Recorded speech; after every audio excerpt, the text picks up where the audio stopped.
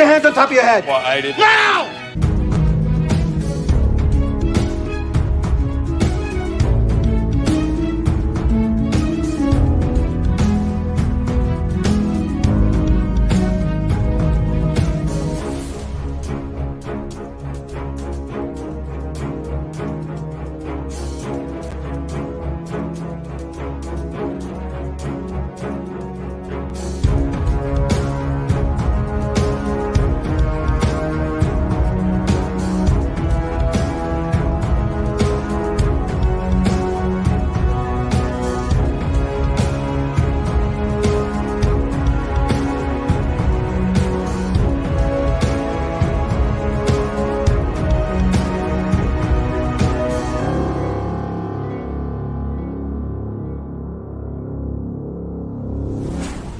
And I'll bet your mother had a loud bark. Good morning. This is Morning Coffee with the Chief. I am your host, Patrick Jordan, retired law enforcement officer. On this show, we go over a movie and with some guests and friends, and we talk about that law enforcement related movie. We talk about our own experiences in law enforcement, and we relate it to what's going on today. Before I get into my movie and my guests, I really want to put a plug in for the Los Angeles Mission. The Los Angeles Mission has operated in downtown Los Angeles for the last 85 years, and it services Skid Row. It's the homeless community down there in Los Angeles. It's a high concentration of homeless who have mental health issues, drug addiction issues, alcohol addiction issues, and a variety of problems that are really difficult to overcome. But the LA Mission, which is also a faith-based organization, provides services for day-to-day for the homeless folks on a day-to-day basis. They provide over 400,000 meals a year. They'll provide some basic services like socks and underwear. They give them that. They'll give them a bed for the day and a place to shower up, and maybe even to collect their mail. While they do that, though, they attempt to intercede with these folks and convince them to get off the street. And when they do, they'll put them in a 6 to 12 month program with wraparound services, inclusive of cognitive behavioral therapy programs, which, if you know what I'm talking about, is the gold standard for any type of recovery for homeless or people who have addiction issues. Or people who are in the life of crime. Cognitive behavioral therapy programs, look it up. You'll know what I'm talking about. But they provide these services, and they are not funded by government. So this is why I make this plea to you guys to look up the Los Angeles Mission. That's losangelesmission.org. Make a donation, $25, $50, $100. Make that donation today and help somebody who is struggling with homelessness. And I will say they operate way differently than government because they understand what needs to happen. You need to have a bed for these guys to come into. And then as they commit to recovery, you upgrade them into a better living situation, and you start giving them the wraparound services so they can reintegrate to society. You don't just give them a house without any really support, which is what government has been doing. So I think they have the right game plan, and I've been affiliated with them for many years. So look up the losangelesmission.org and make a donation today. So today on this Pop Culture Minefield, you can watch it on YouTube. And you can watch it on Rumble. So just go to Pop Culture Minefield on YouTube, Morning Coffee with the Chief, and watch the show there. When you do that, be sure to subscribe to the channel, like the video, comment, and share it with a friend. Or you can find us on Rumble. Now, Rumble is a new platform for us. And so what I really need you to do is, if you're going to watch us on Rumble, make sure you follow us on Rumble. So it's different than YouTube. YouTube, you subscribe. Rumble, you follow us, but you still like us and comment and share with a friend, and to get our word out. Because on this program, we do get a chance to talk about issues of the day. We share our opinions as police officers, which you're not going to find in mainstream media. I'll probably touch on fentanyl here on this show today because I got two great narco cops with me, and this is about heroin, the movie we're going to talk about, and fentanyl is the new heroin or opioid addictive drug of the day. But let's get into the movie, and the movie is The French Connection. That's what we're going to do, and I got two great guests to talk about this movie. Now, the first guest has been with me before. He's retired Commander Ralph Ornelas from the LA County Sheriff's Department. Now, Ralph, he retired from custody on the Sheriff's Department, but he did a long stint in narcotics, and he has experience in gangs. And we were just talking about how to pronounce his name. So I want Ralph, because I've been studying Spanish, for the last couple of years since I retired. But I want Ralph to say how you're supposed to say his last name um, for Espanol. Ralph, please introduce yourself, say your last name, and welcome to the show. Buenos días, mi jefe. Mi nombre, apellido, Ornelas. Ornelas. Yeah, okay, that's right. My last name. I just learned that in my Spanish class. I take a conversational Spanish every Wednesday, and I didn't know the last name. What's your last name, right? And that's what it is. So welcome again, Ralph. And Ralph he's done 30 plus years for the LA County Sheriff's Department. He's got a variety of experience. He's traveled internationally to deal with both gangs and narcotics, which is why I really wanted to have him on the show, because it does talk about transnational criminal organizations, the French Connection. But let's bring on our next guest, who is a friend of Ralph. So I thank Ralph for giving me connection. And he's Carmine Palummo. Did I say that right, Carmine? Give me that last name again. Yes, you did, Chief. Palummo. Palummo. And he is a retired deputy inspector for the NYPD. He did over 25 years, and he was also a narcotics captain. And Carmen, did you work in narcotics beyond just being a captain? We can move in and out of patrol on the sheriff's department too. Nope. So I was primarily a captain in narcotics in Harlem, Washington Heights, and then I ran a federal drug task force for 4.5 years. So I did some international as well, but at the rank of a captain. At the rank of captain, what does NYPD? Is it like my father? He worked for Detroit, and for the most part, if you took an investigative path, you stayed in investigation. LAPD is a little bit like that. Us, you go to custody, you go to patrol, you go to investigations. You can end right back up in custody when you're promoted. Is yours a tracked kind of career? You go into investigations, you stay in investigations. So it's two separate tracks. You have an investigative track, and you have a civil service exam track, which moves you up the rank. Some individuals choose the investigative track and stay there. Others choose the investigative track. They do it for 5 to 10 years, and then it's very difficult to move up an investigative track in terms of grade, right? There's 3 different grades of detectives. So sometimes they say, hey, I'm maxed out with my salary. Let me go the rank route, and then they move over to the rank route. But the same thing, then they have to take exams to move over to that. You can't convert without taking an exam. Do they tend to try and tap into guys who had previous investigative experience to bring them back as executives? Tap into, so if you look at patrol or the guys who spent a lot of time in patrol, but they have some investigative experience, if they were going to fill a narcotics captain, would they try to pick somebody who has investigative experience? I guess is my question. They would get preference. Yes. They'd get preference. Okay. Yep. And that's kind of like I would do it on the sheriff's department, unless you got connections, I guess. And right, Ralph? Yeah. So I do have some investigative experience, although I loved patrol. That was my bread and butter. I enjoyed it. I enjoyed it leading people who were doing boots on the ground work. And it was, when you're a deputy sergeant lieutenant, it's kind of cleaner. You're not constantly managing cases, although narcotics is a little different, right? But if you're managing cases, whether they're gang cases or just regular burgs and stuff like that, it's like you're a case manager. I didn't like that as a detective. And I did it as a lieutenant as well. It was much more fun as a lieutenant. But today we're going to do the movie, The French Connection. And let me give you a little intro on The French Connection, then we'll get into the movie. And so The French Connection was released in 1971. It's an American neo-noir action thriller starring Gene Hackman and Roy Schneider and Fernando Rey, who plays the top bad guy in this movie. And it was directed by William Friedkin. And it's also, even though it's a fictional story, it is based upon a true story, which is, I always love these. I mean, like I was telling you guys earlier before the show, that I did the movie Prince of the City because Treat Williams had passed away, and that was my first exposure to him in a movie, and I really liked him. I thought he was a great actor. And then when I dove into the background of the movie, I found out that it was based upon a true story.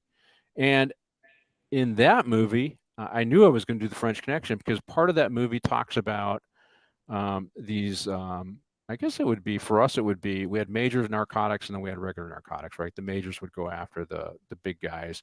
And it implied that that Treat Williams' character and that crew were the guys that went after the major guys. But the NAP commission was going on at the time, and they were giving Treat Williams' character a pass on going after his partners. And then they found out that somebody was stealing the heroin out of the evidence locker that had been seized in the French Connection case. And of course, I knew I was going to do the French Connection movie, right? Because it has a real life scenario. And when that happened, the feds came in and all bets were off. They were going after everybody. They were, if you jaywalked on a sidewalk and you're a cop, they were going after you because they wanted to find out who did this, and they were going to clean up the narcotics in New York, and all bets are off. That's probably way before your time there, Carmine, but that's why I wanted to do this movie, because I want to talk a little piece about that. But it was a black eye for NYPD at the time. What do you think of that? Do you know that story, and what do you think of that story? So I think I was -1 in 1971.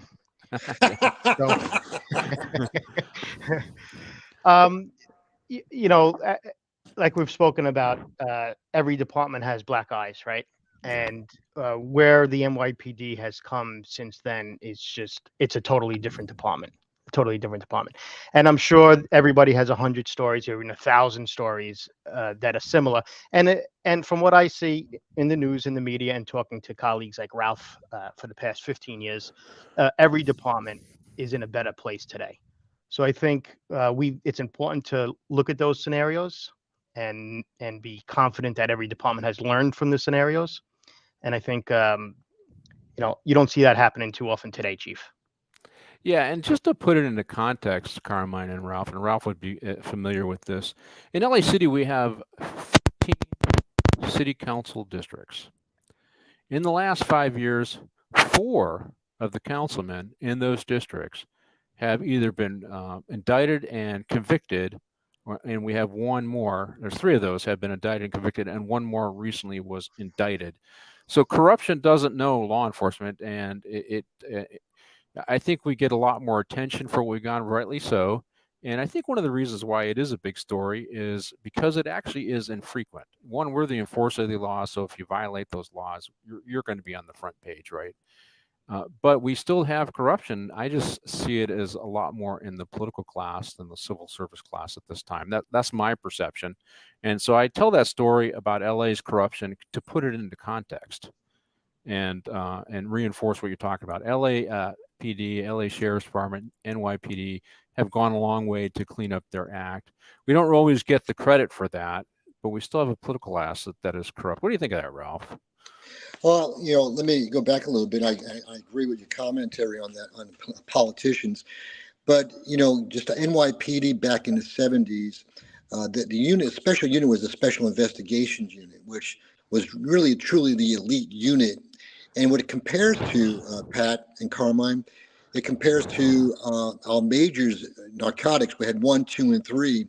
So Carmine, in 1988, one of my classmates, other fellow deputies, did exactly what SIU did back in the early 70s or late 60s. They were taking the money and putting the Colombians back on a plane, and they stole a lot of money until there was a wife contacted the sheriff and said, "Hey, how's my husband getting this Rolex watch and these expensive shoes and new cars?" So anyway, they brought the feds in. But I just wanted to bring that to light, because then when I came in as a captain, that was always on my mind at narcotics unit.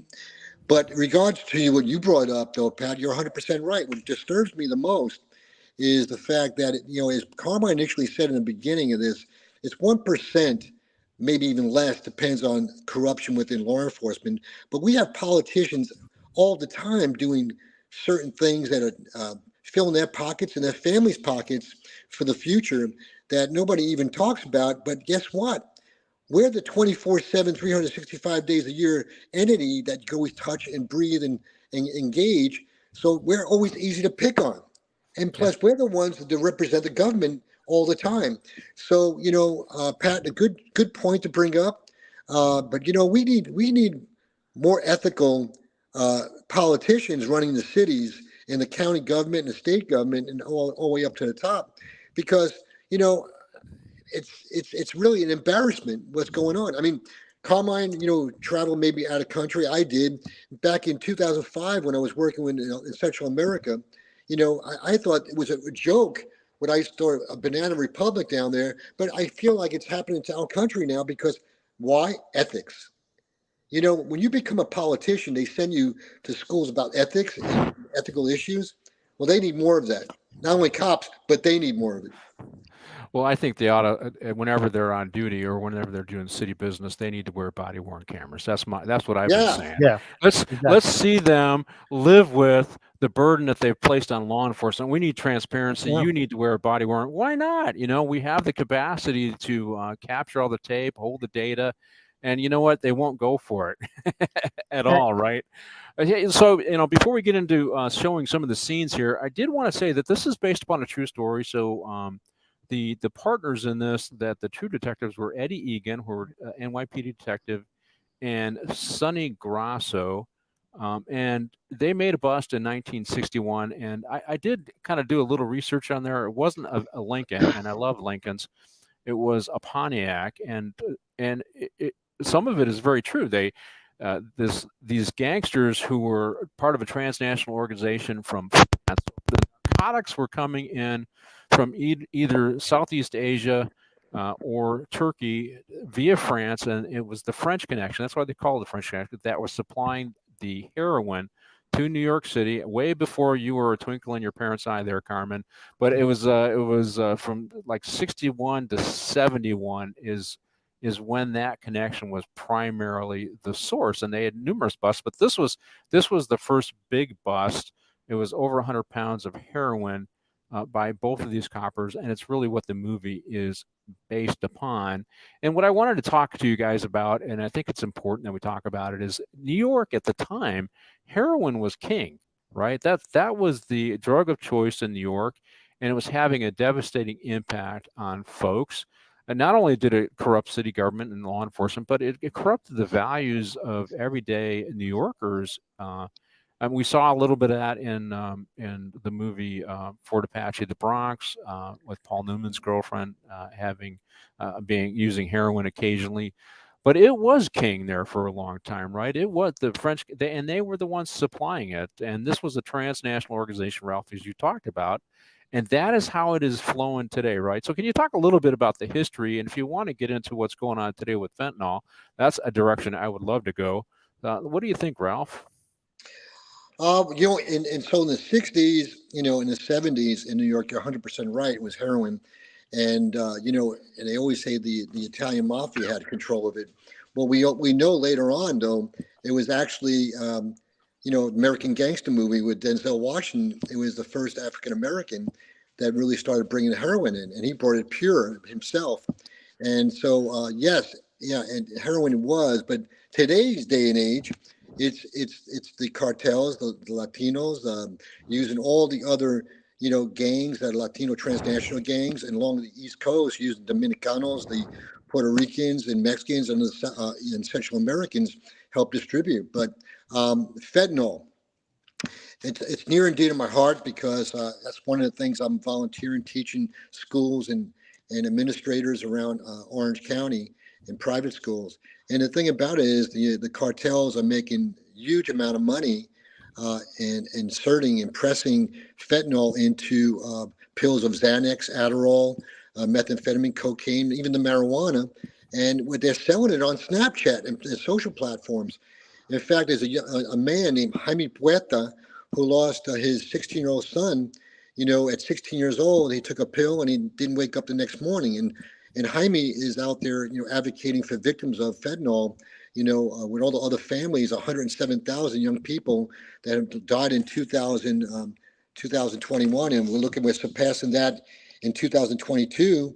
And in 2023 right now, I understand from a neighbor of mine who's a coroner here in Orange County, the numbers are going to probably even be higher this coming year in 2023, unless we get our government controls Snapchat in the social medias and not allowing the cartels to push this poison to our youth of our communities.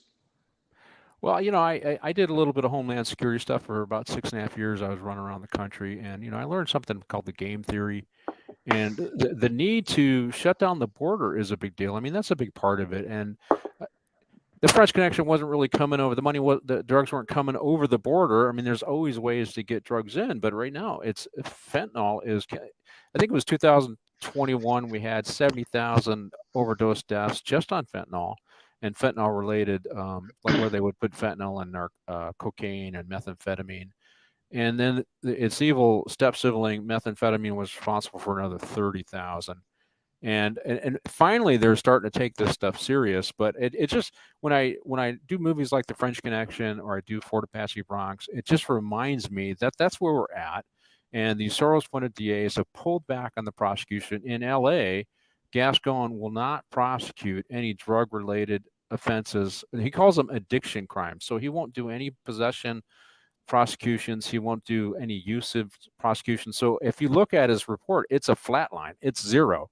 He won't prosecute any of them. And I've always felt when you prosecute those cases, there really are an on-ramp into treatment if your criminal justice system is set up right.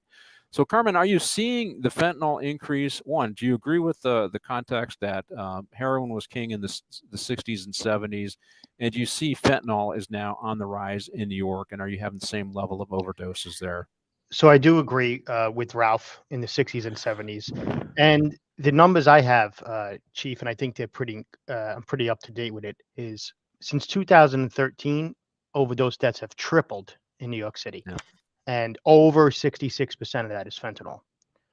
So, we see, depending on who overdoses from fentanyl, determines how serious they go after the low-level dealers, right? I think one case was recently in the media. I won't say names on that one, but it's a shame because many regular families are suffering from it, and they don't get the same attention. It's not law enforcement's fault, right? It's the political pressure that they put depending who overdoses. So law enforcement, as we know, their hands are tied, right? Every department is strapped with personnel, right? So they need a little more support on the back end from the politicians and the lawmakers to put some people behind bars, like you're referring to what's going on in California. Yeah, I think, the drug of choice for the homeless community 2 years ago was methamphetamine. And it was that methamphetamine that had that P2P. So it seems to be causing some level of psychosis. I'll eventually do a show where we focus just on that alone.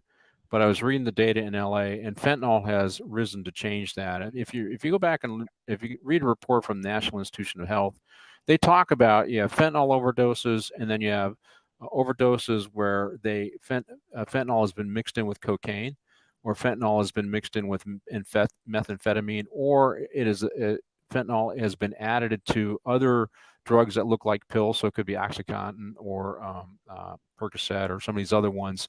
And that is what's causing the overdoses. And it's my opinion. It seems pretty clear that the reason why they're mixing that stuff is it's highly addictive. They want to get these folks addictive. They want them to be customers for a long time, at least till they're dead, right? Which is what is happening. A lot of people are dying. So in LA's Skid Row, now you heard me do my lead-in. I do a lead-in for LA's Skid Row for the LA Mission. I'm still on their foundation board, and I work to raise money for them. But they are the ones who are this is now the drug that's overtaken for overdoses for LA Skid Row. And I want to say hello to the folks that are watching us here. Penny, I saw you. Cam Crash Courses, I see you. Thank you for your comments. But so it is overtaken methamphetamine as the primary source of overdose deaths in LA Skid Row. And an interesting thing, and certainly you guys can both address this too, is we don't have good data from Mexico. And I read an article probably about a year ago where they talked about methamphetamine. Now, methamphetamine used to be bikers and that kind of stuff doing it here, and it switched over to Mexico as the primary source for methamphetamines. And I read this article, and I can't remember, I think it was in the Times, LA Times. They talked about Mexico struggling with addiction to methamphetamine, which, of course, I mean, why wouldn't they sell to their customers who are more local, who are right there? But they didn't have any data on fentanyl till recently. And I don't know if you guys saw this article, but so I can't remember if it was Monterey or maybe it was SIR. I mean, they have their own areas or counties. I forget what they call them. And somebody had provided money to the coroner's office in these particular areas. I think it was Monterey, and asked them to do a drug screen, because they don't do drug screens on their unusual deaths or the suspicious deaths. Well, they did drug screens for a certain amount of time, and they found that a huge percentage of them were died of fentanyl overdose. So they do have the problem. Obrador said, no, we don't have the problem that you have in the U.S., but this one study shows that they absolutely do have that problem, and they're ignoring it. And we need to really talk about it. This fentanyl is coming over from China. It's going to Mexico primarily, and then it's coming north of the border. Hey, hello, Tim, or hello, Penny again. Thanks for listening to us. But it's coming across the border into the U.S. and then further into Canada. I mean, there's other avenues. Some is coming straight to the U.S. in some places, but for the most part, it's coming across the border. But it's also impacting Mexico, right? Their folks are dying there too. Ralph, what do you think? To talk about transnational organization, how it impacts the community of origin as well. Well, first of all, I don't believe that the Mexican government is truly honest about the amount of people dying either through methamphetamine or even fentanyl. I mean, when I was working down there, even with gang murders, I mean, it was skewed. I mean, first of all, they don't solve, like maybe 2%, number one, so their numbers are pretty skewed, always less because, you mentioned Obrador, he's not going to tell the truth because he wants to blame the United States for the drugs. I just think that, Pat, that we have to be much more astute and stronger on the border. But the thing about it is this: it's not only just the border. These cartels are producing in clandestine laboratories, and you said it, Pat. They're putting more fentanyl in because they're not chemists. There's a guy like me, making this thing, and he thinks that if you put a little bit more fentanyl in it, that it's going to be more to addict more people and making more money. That's the mindset. But the issue is this: the DEA, for contacts of mine, 6 out of 10 pills that they have tested has a poison amount of fentanyl in it. And our young youth, our young teenagers, college students are buying these pills. They're having pill parties, literally a bowl in a party, and people put their hands in. And what they do, the young people, they go, okay, we're going to buy a kit to test it. But the problem is they don't break the pill down the way a professional doctor or chemist will to really define how much percentage is. That's why we're finding a lot of young people dying, being poisoned by this fentanyl epidemic. So, I agree with some of the victims' parents. We got to shut down the Snapchat and social platforms because it's not only the people bringing it over, the transnational gangs bringing it over, but it's also these legitimate so-called Snapchat and social medias that are selling this as a legitimate, narcotic or medication, even Viagra. Just one more second here. The LA Times went down with doctors from UCLA, tested in pharmacies down in Mexico, various pharmacies, different locations. They found Viagra, Adderall, all the things they tested had deadly doses of fentanyl in it. I mean, these are legitimate pharmacies that are buying these so-called legitimate medications from the cartels to curtail their expense. It's really, truly frightening.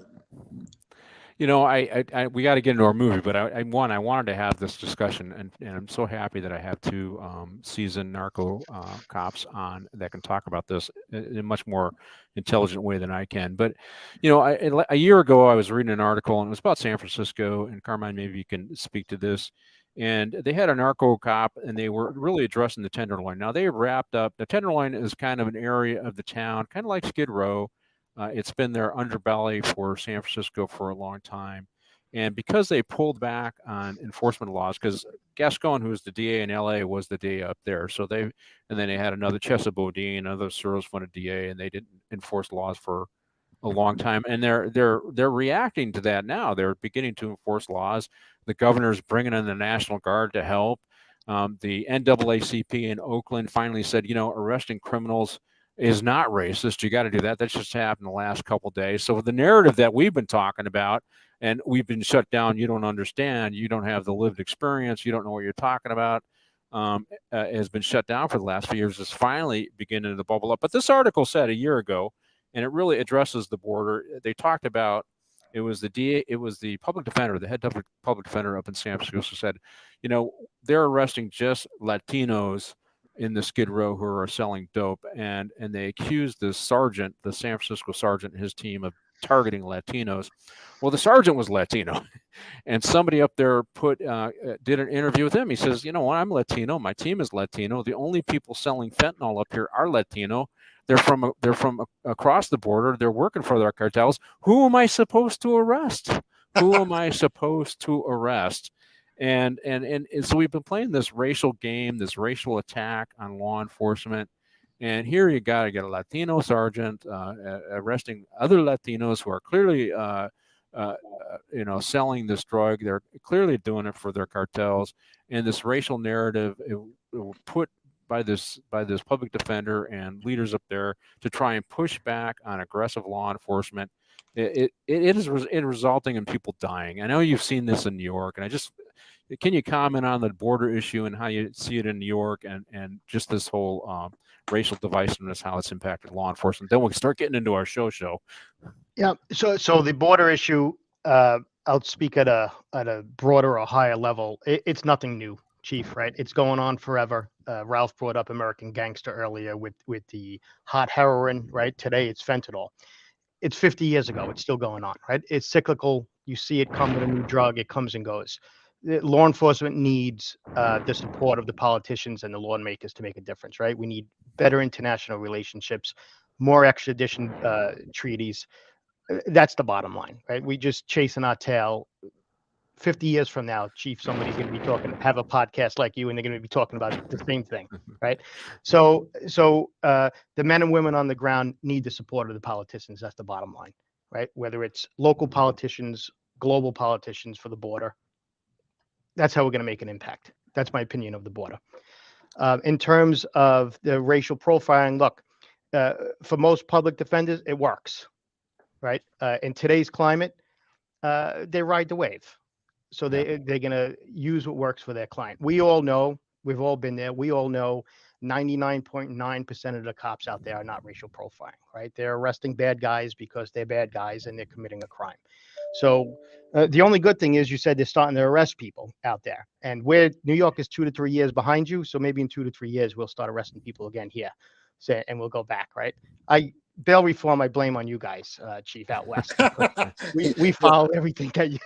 I don't know about that one. I'm actually advise a group of people who are originally from New York, and one of the reasons why they have me on they have me on their advisory group, is because I push back and say you guys are wrong. This isn't going to work. That kind of thing.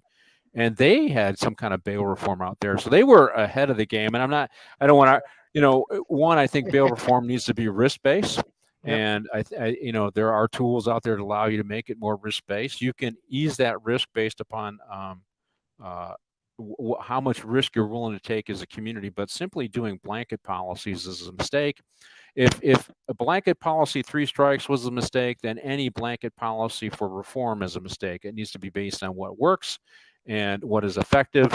And let's get into our show there, Martin. I know you guys have enjoyed that long discussion. But let's get into our first scene, and that is in France. I want to talk about this. This is a transnational organization. These guys are Corsicans, and I had to look up. Corsicans they come from an island just off the French coast, but that's who these guys are. They were based in Marseille, and this first scene it pretty much shows what I later find out is a copper that's surveilling these guys, and he's onto them, and they eventually assassinate and kill him, right? And so these transnational organizations, they're not only just selling in the United States, as we just talked about in Mexico, but I'm sure they're selling in Western Europe as well. The U.S. is just the big market. But, we do have coppers around the country, around the world, working these cases. Ralph, can you talk to this? This is a copper put his life on the line. Doesn't look like he had the same level of support that we have in the U.S. because when they go after Popeye, all the all the bets are off for these guys. But he's doing the work. We got good narco cops around the world who are trying to have an impact. You want to speak to that? Yes, and in fact, I had some at Narco, Los Angeles County Sheriff's Narcotics Headquarters. We had some detectives working internationally, and not only in this country, in other countries, South America, with our DEA counterparts. And it's really, and when I used to talk with some of my detectives coming back, I mean, thank God the collaboration between the DEA and some of the other United States federal agencies and the governments of those other countries worked really pretty closely together, and they did protect our detectives, because that was a big concern of mine. Not only am I'm worried about all my deputies and detectives in LA County, but I got people outside of LA County, and it always concerned me. I'd stay in touch with them because I'm responsible. I'm ultimately responsible. But thank God we had good relationships, and I think everything we do, and Carmine, I think, can attest to this too. Anything we did a task force configuration, I always believe these three words: relationship plus trust equates to effectiveness. And if you develop a relationship with other federal agencies, and you really have a bond, you could, on contrary to what happened in France, as a Corsican detective, thank God I never lost anybody out of the country. But getting back to task force, and Carmine mentioned it. I really believe, and I was part of a federal task force that took down it was the largest gang takedown in history of the United States. It was a really great relationship with all federal agencies, and I think we need to go back to that and use a model to go after all these narcotics, and really have our leadership and politicians understand what that configuration really truly means. So when I was get sent to special operations in Virginia, you got to see the amount of investigations in New York City Police Department, LA County, LAPD having with DA around the country. In that time, we were tracking drug terrorism with Middle Eastern, with all the federal agencies and local agencies like NYPD and LA County Sheriffs and LAPD. And there's other agencies too. I'm not mentioning, just to expedite this conversation, but it truly has to be a collaboration, because we don't have enough boots on the ground to address and investigate all this. Second thing I want to mention before I forget this, I wrote myself a note. The other drug that really is hitting our cities is tranq, xylazine. Yeah. And that's where you're seeing all the cities: New York, LA, San Francisco, Philadelphia, you name it. They're like zombies. And they're using this drug, and it's a flesh eating, when you're eating a type of drug. Once you inject it, it's a a horse tranquilizer. So I mean, here we are going to have another drug with fentanyl and mixed in it Yeah. to perpetuate something. So I hope I answered your question. And it's not regulated yet. I'm understanding tranq. They're still trying to get it properly regulated so that we can go Yes. after it. Yeah. And so And Narcan doesn't work on it, but all the doctors I spoke to say give the victim the Narcan anyway. we got a comment from the audience. Elections are coming up, and I say yes, elections do matter. You need to pay attention to who you're electing. You look at Alvin Bragg in Manhattan; he's a problem. You look at George Gascon, $4 million from Soros to get him elected, and in Prop 47, the Safe Streets and Safe Schools Act, which was a big lie, $7 million from the New York City ACLU to help fund that disaster here in California. So elections do matter. Let's go into the next scene, Brooklyn, because I want to hit Carmine up there. So, we go from France, we go from Corsica, these Corsica criminal gangs, these transnational organizations, to Brooklyn, and we see the partners, Popeye and his partner. They're doing just some surveillance, just some basic work in New York, and they end up they're just doing their work. They're following people around. They're trying to get information. They're just doing the regular narcotic stuff. But one of the things that came up for me was is the Lucchese. So these guys are following mobsters, because the five families did engage, even though if you watch the Godfather, let's not mess in heroin, let's not get in drugs. They were involved in drugs. These were many times the connection. I know we saw in American Gangster that the Harlem black gangs also had their own sources, but the five families and the Casey family were deep involved in the distribution of narcotics, right? So one thing that I didn't work was Italian organized crime, Chief. But but it did dovetail over to narco, didn't it? That is the one. And I tell you, in all my years in narco, none of our cases led towards Italian organized crime by chance. But I did have friends who were in our OSID division, which is Organized Crime Investigation Division, and they did lead some investigations into them. But we've never ever come across a tractor trailer full of cocaine, heroin, or even marijuana, to my knowledge, with my set of the circle we ran with, that led to an Italian organized crime family in the city. That's personal experience. Ah, okay. Well, we do get into the next scene, and just go ahead and roll into the next scene, Martin. But here they're kind of putting some pressure on this guy, probably unconventional kind of pressure, and one guy's playing good cop, bad cop, and it reminded me of a movie I did. I did LA Confidential, and the DA in that case said, I invented good cop, bad cop, and they end up hanging the DA out the window till he gives them the information. And their comment was, well, is that how you played good cop, bad cop? But so Frank, Popeye Doyle is playing the bad cop here, and his partner's playing the good cop, and he gets information. But they end up in a bar. In the next scene, they end up in a bar, and they're monitoring some organized crime folks, and they're seeing who's hanging out with who. And that's sometimes that's all you do. You look to see who the players are, and you see who they're connecting with, and then you follow the new guy to see what they're involved in. And that's how they eventually get this lead on this case, at least fictionally. I don't know if this is true life how they did it, but they fictionally they're watching these guys. They're at the bar, and I also I really wanted to talk about both of the actors in this bar, because you see these guys, you see Hackman here, and you see Snyder, and they're both just young actors at the time. I really loved Gene Hackman and so many of his movies, and I loved him in one of his last ones, Unforgiven, where he plays the bad sheriff there who tortures one guy to death and it beats up Clint Eastwood.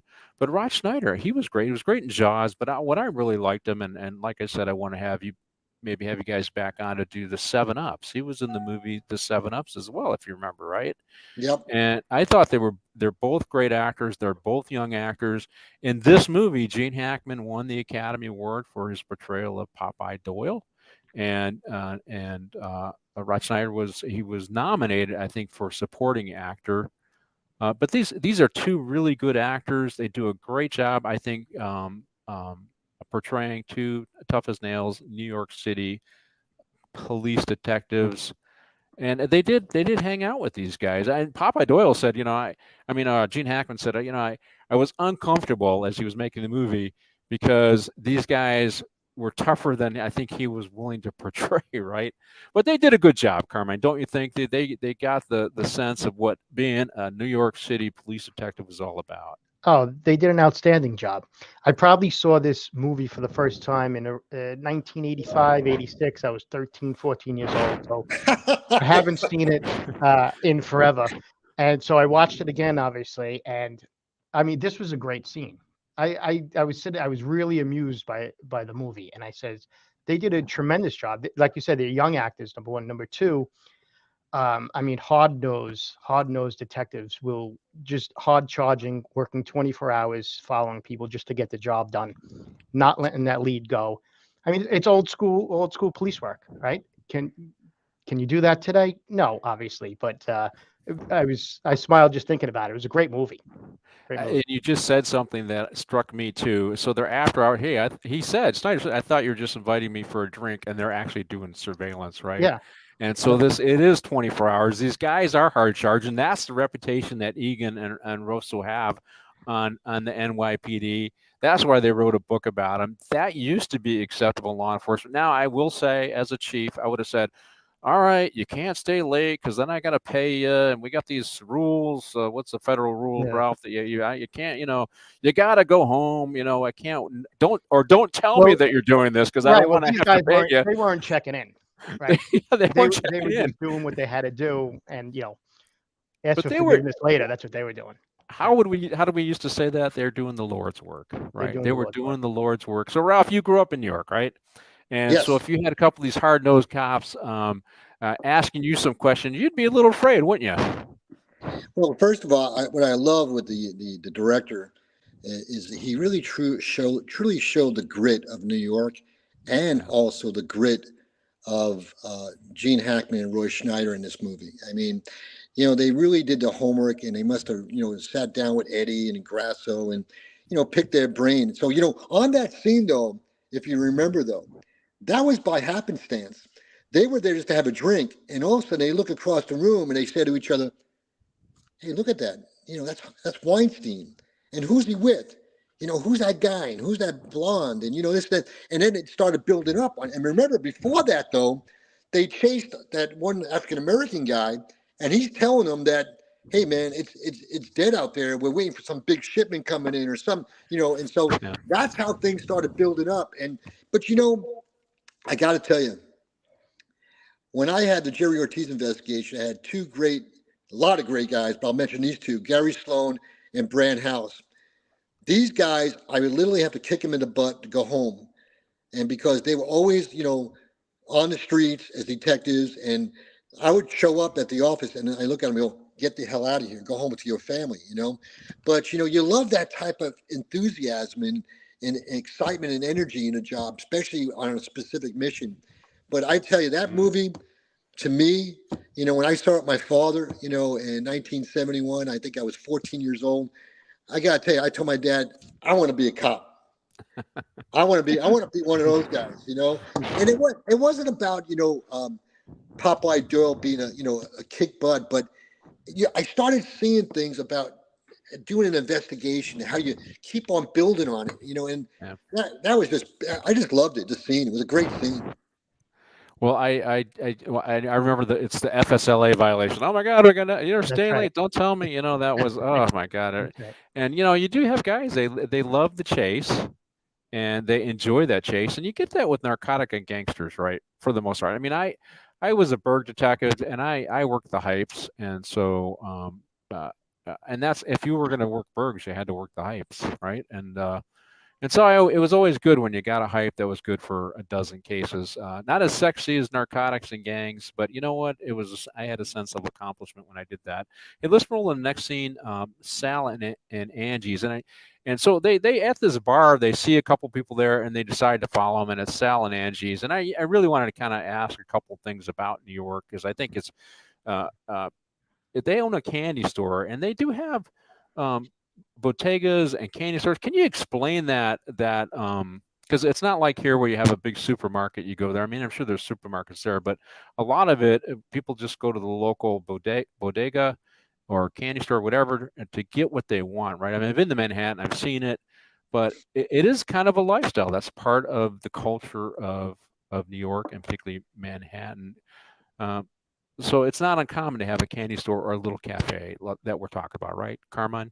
No. In fact, there's some streets, there's two per street, right? Definitely one on each corner. And I think most of the neighborhood families rely on the neighborhood candy store or bodega, right? They have a lot of ethnic foods at reasonable prices that you can't find in a lot of supermarkets. Number one. Number two, they don't have to get on a bus, a train to go to a supermarket that may be, 8 city blocks up. So, and amongst other things, right? You could buy Lucy cigarettes. You don't have to buy a whole pack. They'll sell you 1 or 2 cigarettes. And, although illegal, if you live in the neighborhood, you get it, right? You get it. Right. Money is tight. And so you're not going to go buy a whole pack of cigarettes for $7, right? You only need 2 for the night. So they serve a purpose, right? I've always had good relationship with local bodega owners. Most of them are hardworking, phenomenal people who really have a tough job. In fact, probably about 6 months ago in the city, I don't know if you saw, the bodega owner was arrested Yeah. for defending himself and Yeah. stabbing a patron, which was Yeah. a shame. It was a travesty in my book. But anyway, it's a good example of what they do go through day in and day out, most of which goes unreported, right, for obvious reasons, because then life becomes harder for them. So even in the Italian neighborhoods, per se, back in the day, they always had an ice cream parlor shop, a soda pop shop, a candy shop. and just small business that just service certain needs of the community.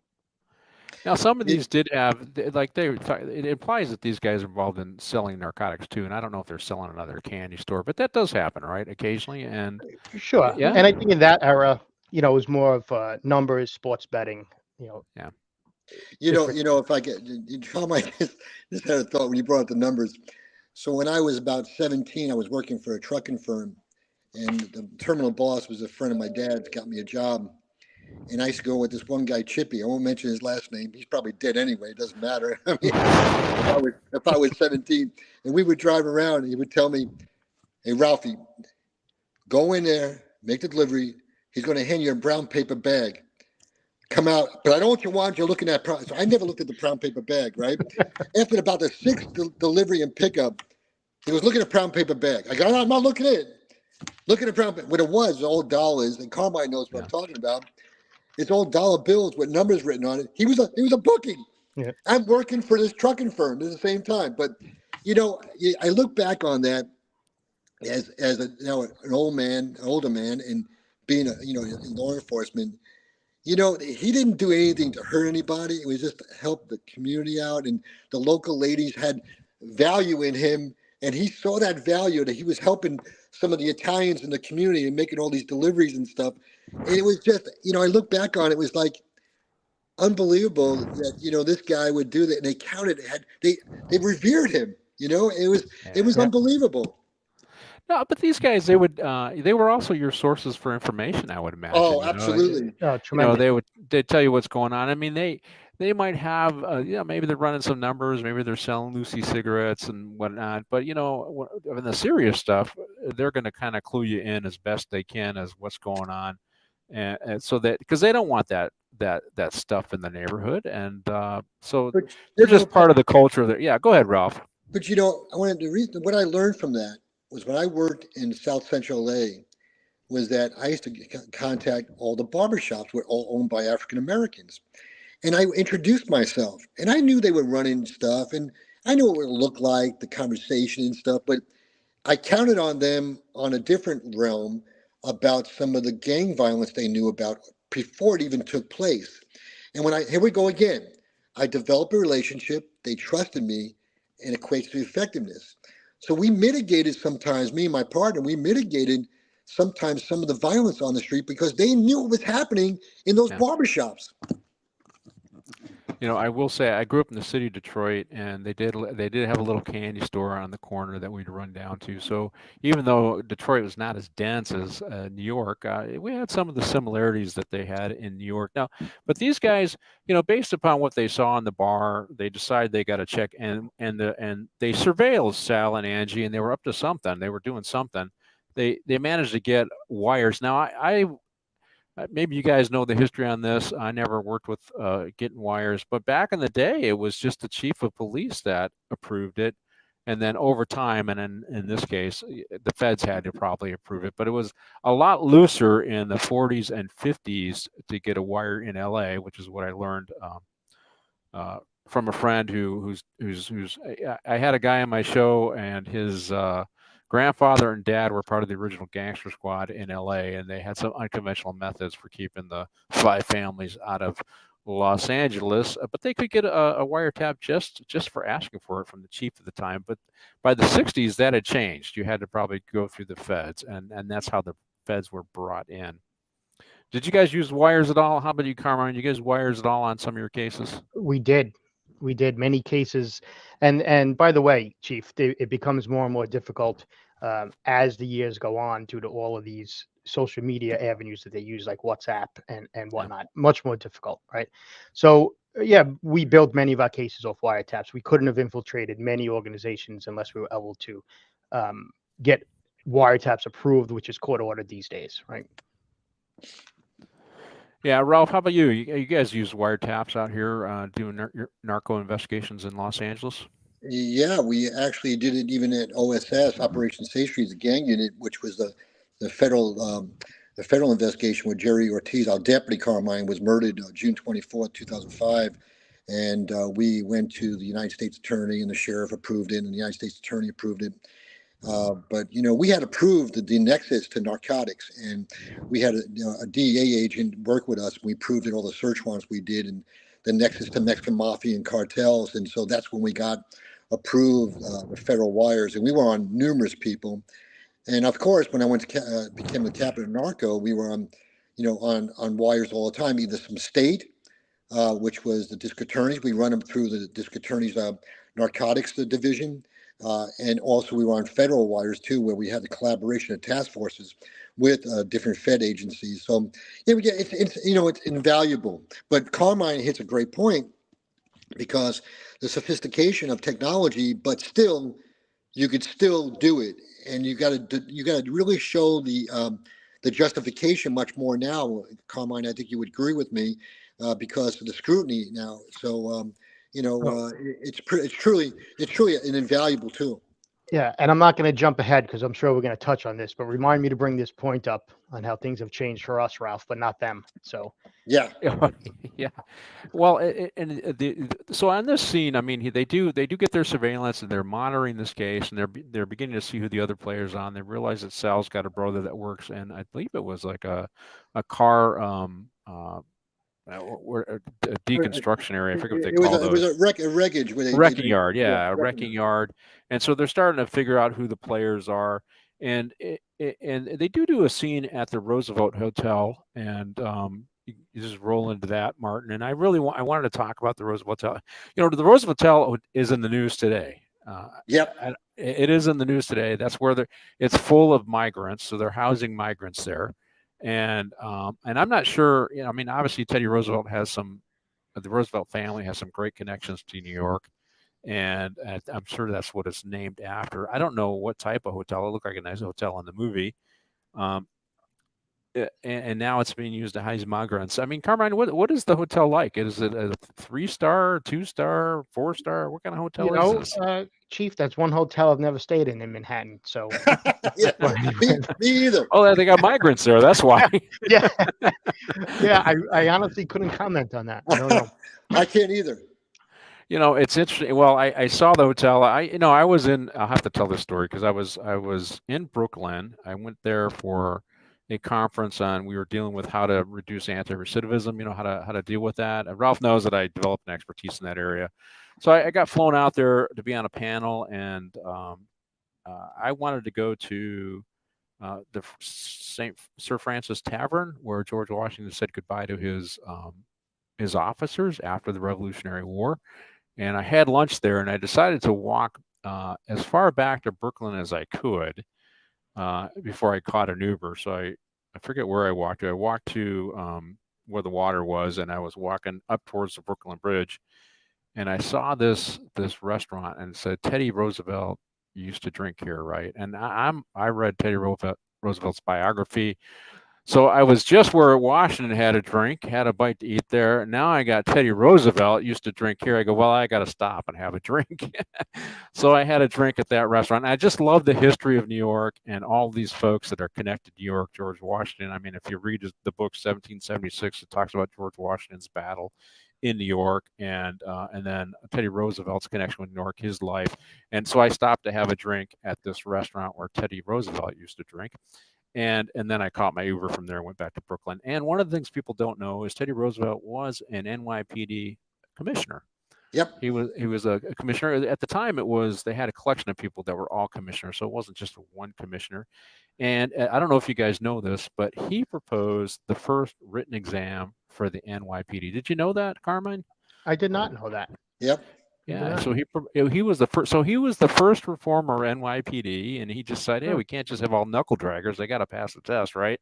And so he started that, and then he went on to the federal government. He got appointed to the Civil Service Commission because we had to get rid of the spoils process, because that was really in politics. If you won, you got rid of all the other people. You brought your people in. They paid patronage to get a spot. And it just added to corruption. Civil service was brought in to help reduce that corruption, and Teddy Roosevelt was put on the federal commission to bring civil service rules for hiring, promotions, and terminations to the federal level, and that eventually spread to the state and local level. So did I give you guys a little bit of a history education on Teddy Roosevelt? Yeah. Carmine? Yeah. Yeah. I read his biography. I love Teddy Roosevelt. Yeah, he's a great guy. I mean, I think he's the classic progressive Republican, but he believed in doing the right thing, but still believed in the values of the country, and the common man and helping the common man out. We're at the top of our first hour. We're no longer on KGR Radio, so we don't do an advertisement right now. But one of the shows is still there. But let me just remind our folks that you're watching us on Pop Culture Minefield. It's a YouTube channel, and you can also. So if you're watching us on YouTube, be sure to subscribe to that channel, like the show, make a comment, and share it to our friends. And I appreciate all our folks that are watching right now and are commenting. I want to remind one of the most important comments. They said elections are coming up, and elections are coming up. So be careful on who you're voting for. And if you are not an aficionado of YouTube and you want to watch us on Rumble, we are on Pop Culture Minefield Rumble, and on that channel, you have to follow us on Rumble, and of course you can like us, comment, and share us on Rumble as well. And I really I want to thank the folks for allowing me to have this channel. It is potentially leading to other opportunities, which maybe I'll share later on. But I really enjoyed the show. All the coppers I've had on enjoying the show, and I try to bring some of the smartest and most capable guys. I bring retired because I don't want to put any current guys in a spot if they say something bad, because they go after you. And one of the most important reasons why I do this show, and certainly Ralph and Carmine is we do not get the perspective of law enforcement in today's mainstream media. On this show, even though we are reviewing movies, I do get a chance to talk about issues of the day, as you've heard in the first half hour of the show. And this is a perspective that must get out there and people must listen to. As you heard, the NAACP, now they're pushing back and said it's not racist to put bad guys in jail. And all three of us have been saying that for the last 5 years, since George Floyd, as this negative narrative against law enforcement got out there. And I'll throw a plug in there before we get back to our show. And Ralph and certainly Carmine, you can talk about this. They use racial divisiveness to destroy the credibility in law enforcement, but the Los Angeles County Sheriff's Department, the largest sheriff's department in the country, is a majority minority department. That means we have, when you add the blacks and Latinos up and Asians up, we have more minorities than we have white guys, right? And the same is, I believe, for NYPD. Carmen, you can jump in there in a minute. But also LAPD is very close to that, if they're not at that, where they are a majority minority department. Certainly my hometown, Detroit, is a majority minority department. So when they throw this narrative out there that these are all white supremacist, evil law enforcement agencies in these big cities run by blue politicians, Democratic politicians, that is a lie. And when you talk about these large organizations, we've worked really hard to make sure our organizations reflect the communities that we police. That has been a goal of our public policymakers and certainly politicians, and that narrative is wrong. Ralph, I give you a chance to speak on this issue because it's one of those things that bothers me. What do you think? Well, I think you're spot on. We're, minority department, LASD, LA County Sheriff's Department, and I think the majority percentage is Latinos, and I think the African American population mimics the community about 12 or 13% on the organization too. And also, you look across. When I was at the International Chiefs of Police Conference, I mean, I looked at all the chiefs of police around the country, and majority of them, the large cities and medium-sized cities, are now minorities. Yeah. So I mean, you look around, even LA County Sheriff, San Francisco, New York City. You look at Detroit before was James Craig, who was a friend of mine. And you look around all over. I mean, so I believe this. Hey, listen, we recruit from the human race, and we have young deputies, police officers out there, and they're doing a very difficult job. And what bothers me the most is they take away a lot of less than lethal type of tools on the belt. One of which was my drill instructor, who was African American. He was a PR 24 side handle baton instructor around the country, And he told me, he said, Ralphie, he said, they took that away. That mitigated using the weapon of the deadly weapon. And I could test that, that the PR-24 was truly a weapon that mitigated from going to deadly force.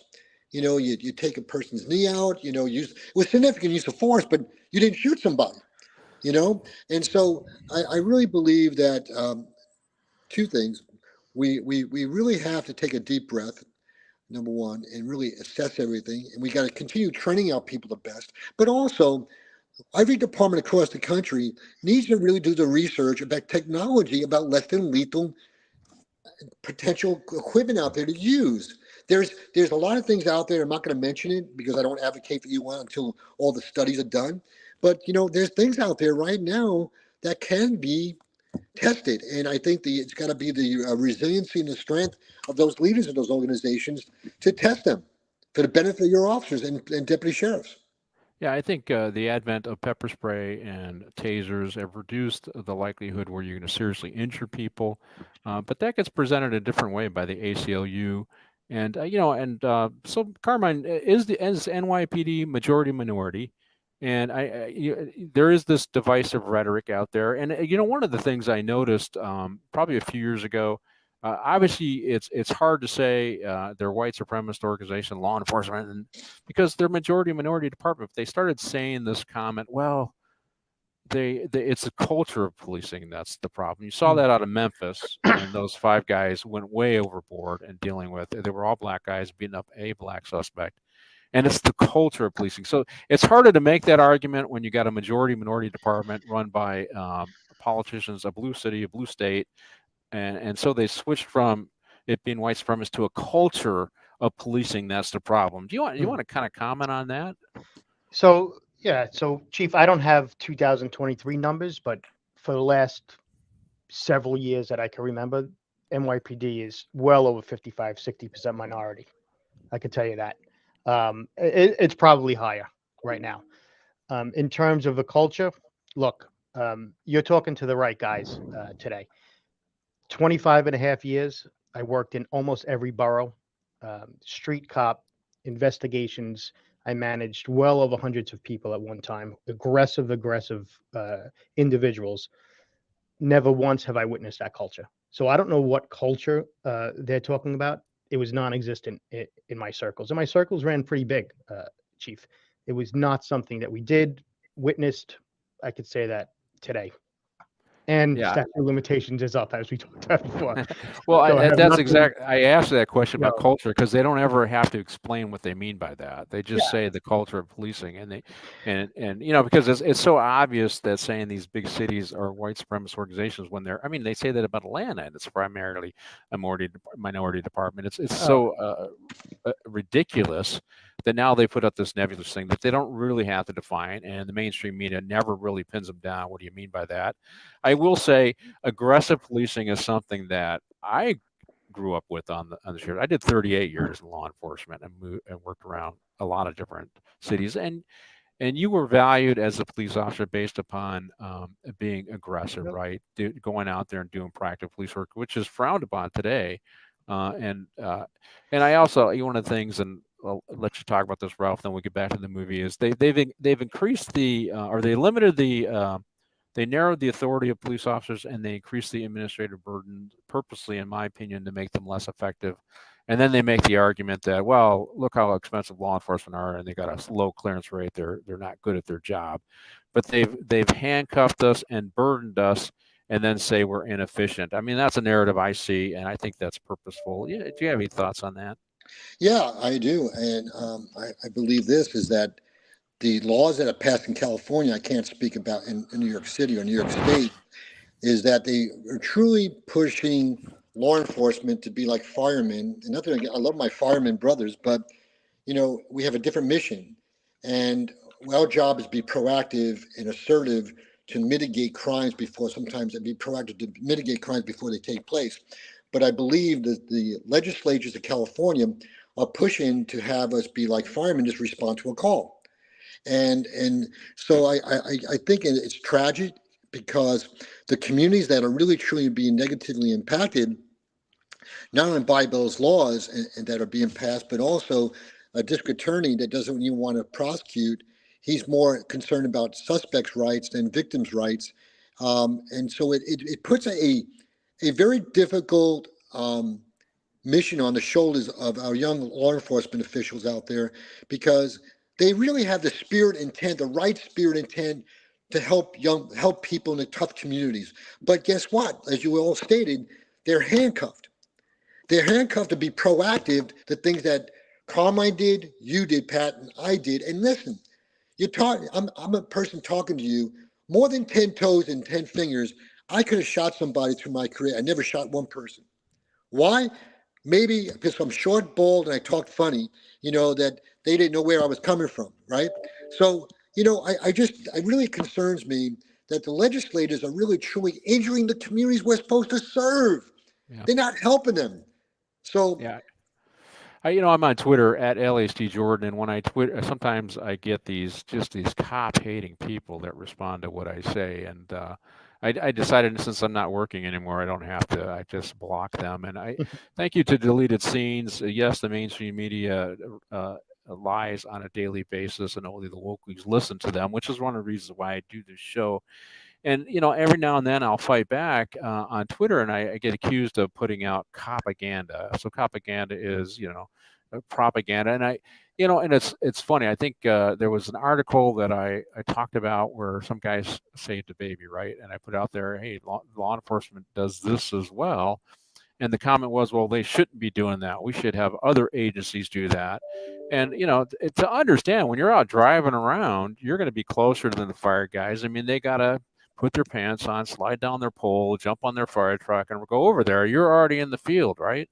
You're already in the field, and that's what you're part of that. And just talking about those good, saving somebody from a burning building, these leftists will call that propaganda when you point that out. And the mainstream media doesn't challenge that at all. They just go along with it. It's just this negative, nasty stuff, and it's very frustrating. Carmine, I'll give you the last thoughts, and we'll get back to the movie. So one thing I have to go back at is I have to give a shout out to all my Latino detectives that worked for me. Talking about a minority, some of the best investigators that I had, I won't even say cultivated because they were great to start, are Latinos. And I'm retired a little over 3 years, Chief. They're still my best friends today. Right. So they speak about a culture, and just Ralph's point, like, we hire human beings who are the best out there. It doesn't matter to us where they come from. Right. And I could say that with certain, the best ones I had were Latinos, hands down. So, and Ralph, I think you're spot on with what you're talking about. Spot on. One of my guests that comes on is Matt Rodriguez. Matt Rodriguez ran for sheriff unsuccessfully. He was the lone Republican candidate running in the Sea of Blue for LA County Sheriff, and I supported Matt. And obviously, he's a Latino and my friend, and we still talk regularly today. So yeah, there's a lot of great cops out there, Latino cops. Let's get back to the show, and thank you for the commentary, guys. This is really why I want to do the show. But I want to get to the scene good stuff, because I got a couple narco guys with me. I want to talk about that. So in the scene, they end up testing some heroin to get how pure is it. And they're looking to seize, I think, 60 kilos, and I got this written down. That's worth $500,000. But they said that this stuff is good stuff, so I think they're testing just an initial batch to make this sale. So it says 89% pure. Now, I know nothing about street heroin. What is, when you get a pure a batch of heroin? Have you ever seen 98%, Ralph, in LA? No, I haven't. I mean, I read about things, but not personally. But what it comes to working and talking to great narco detectives is that when you cut that, you're making tenfold amount of money you can make, because you could cut it and step on it so many times and make so much more money on it, because it allows you, because it's so pure, you could step on it maybe 3 times and make triple your money. So, that's why when they look at purity, they know that they could step on it quite a few times and make triple their money. And that's what it all comes down to, the Benjamins and Jacksons. That's it. So, Carmine, same question to you, although, but can you explain the cutting process? Yeah. So that scene was interesting because in real life, we don't test on the scene, right? We purchase the narcotics, we send it to the lab, we get the purity. A good detective will make sure that he gets the purity back, right? So that the undercover, in most cases, it's an undercover for us or an informant, doesn't go back and say, "Hey, that stuff was great. Give me more." Right? In the meantime, it was only 40% pure. They're going to know something's wrong. So we don't test on the scene, right? We send it to the lab, we test it, we get it back as quickly as possible. I always had a policy, chief, before the next buy with the same subject, we had to have that purity back in order to protect the undercover. Can I say we saw 98, 90 something percent? No. Anything under 50%, the undercover used to have to go back and complain, hey, that stuff was garbage, right? And it depended on what level in the organization you're at, right? A simple a few gram purchase, you're going to expect a lower grade of drug, as opposed to if you're going for a kilo purchase, that you'd expect more above 75%, 70%.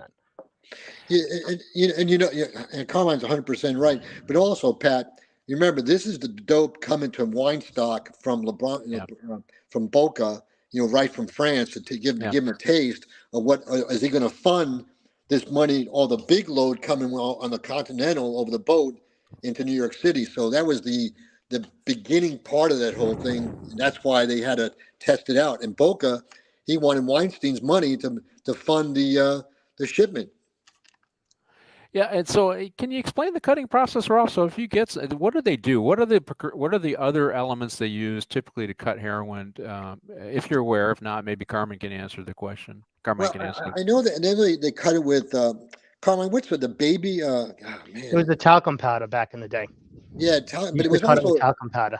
yeah, but it was also Just baby old school. food. So some baby food shit powder. I can't remember it, but it was. But they did some of that. And it's like shit, man. Talcum powder is not a good thing to inject in your body anyway. No. Yeah, so they would cut it, and then they could sell more on the streets. But and you're right. This is the come on. This is what we got. This is what we're going to sell you, and this long process of surveillance. These eventually, and Egan plays the captain here. Eventually, he pushes this team off the case. They're off special assignment. So once they got this lead, they were on special assignment with the feds, and it wasn't materializing. They thought that the deal was already done. They eventually kicked these guys off the case, and I thought it was interesting. They went to D.C. They went to D.C. to meet, so they had a safe place to meet. They knew they were being surveilled. I think we've already seen the scene where the French number one, they called them Frog number one, was followed by Hackman, and they know that they're made. They know they're being followed, so they go to a safe city. They go to D.C., which there are limitations to what local law enforcement can do. We're not going to automatically give you a slip to follow them to D.C., and they knew this, and they knew the limitations of government. Ralph, what's the approval process to jump on a plane and follow that surveillance? It's not as quick and easy, and to me, that's why they went to D.C. Well, I mean, you talk about 1969, 1970, Yeah. but I mean, you know, I allowed some of my guys to go, follow people across state lines. I mean, we did it, especially if it was a proven case. Yeah. And we got something on the line that's really going to prove some substantial, return, ROI, return on our investment. So yeah, well, I mean, we had guys all over the place. When I was captain narco, I mean, they would come in and slip, and I'd sign it. I had to read everything, the justification. I'd sign it, and we used a lot of asset forfeiture money to be able to fund some of this travel and stuff because that's what it was for investigations. What do you think, Carmine? Did you do the same thing, Carmine? So procedure, or what did I do? Right, because I was both, I guess. Whatever you can say. I was Captain Gray. I operated in the gray. Procedural, not law, right? So technically, they're supposed to call the supervisor and call our operations center and get approval to leave the city, right? Which for us is commonly New Jersey, right? And to leave the state. And there's so many bridges that lead there, and so many investigations that lead you across the bridge. It's very common to have to follow somebody into New Jersey, right? Which is worse than leaving the city north, which is just Westchester County, but still the city. I would give the green light as long as they called me. I'd say, just go. I'll take care of operations. Would we call operations? No. I'd say, go. I gave them carte blanche. To hop on a plane today's day and age like that is unrealistic, right? Yeah. Or even a train into DC, right? If they take the Amtrak, the Acela in. If they did that, would I give them a green light? Absolutely. If they said, hey, we're following them, they're taking a train from Penn Station to DC, I'd say, get on the train. We'll deal with the money and everything later. So, but procedurally, there is a process that wouldn't allow them to just follow into another state like that. You're part of the Northeast corridor there. I mean, you could jump on Amtrak and go all the way up to Connecticut, or you can go south, right? I mean, you could end up in any other major city, and it wouldn't be unusual for folks dipping their toe into New York to make some money if they're from Philly or some Connecticut or whatever, right? Very common, trains and buses, right? How many cops are on a Greyhound bus, right, or following on a Greyhound? So if you were a crook, your goal would be to get away, and you think you're being surveilled, going to DC or going somewhere else. You're using those administrative hurdles that these cops have to shake the tail. Basically. Frog One was brilliant, I thought. Brilliant, the whole subway scene and everything like that. I love that scene. Yeah, it was a great scene. No, he was very surveillance conscious. I was a transit police chief, and I loved it. And I was doing anti-terrorism stuff for a while, and I went to Israel and I went to London, and they had this behavioral. I forget what they called it now, but you watch the behavior of people, and then you train them how to talk to people. You train your troops on how to talk to people, and based upon you looked at people who deviated from the standard, and you monitored them. And one of the tactics we would use on the transit system, which worked really well for us, is I developed some anti-terrorism team. Is I would have a uniform go on the train, right, and then I would have these guys who trained in behavioral